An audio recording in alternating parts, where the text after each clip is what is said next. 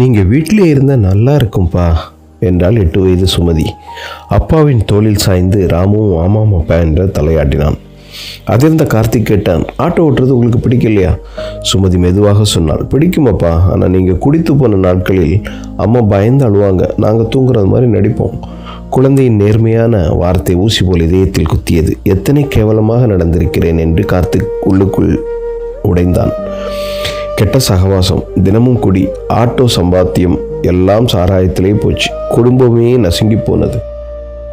கடைசியில் கல்லீரல் செயலிழப்பு, மஞ்சள் காமாலை, உயிர் பிழைக்க வாய்ப்பை குறைவு என்றார்கள் டாக்டர்கள். ஆனால் அதிசயமாக உயிர் தப்பினான். குடி விட்டாச்சே, இல்லைன்னா உயிருக்கு ஆபத்து என்று அவர்கள் எச்சரித்தார்கள். அஞ்சலியின் நகைகள், அவள் சேமிப்பு அனைத்தும் மருத்துவ செலவுக்கு கரைந்தது. அவள் வேலை செய்யும் வீடுகளில் உதவியால் குடும்பம் ஓடியது.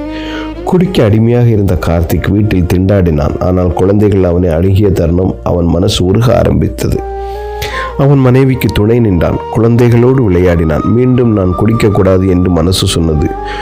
கோவில் குருக்கள் முன் குருக்கள் சொன்னார்கள், கார்த்திக் கோவிலுக்கு பூக்கள் தேவை, நீயே வாங்கி கொண்டு வா, வீடுகளிலும் வாங்குவாங்க, நீ முயற்சி பண்ணு. கார்த்திக் விடியற்காலையிலே எழுந்து பூசந்தைக்கு போய் பூக்கள் வாங்கினான்.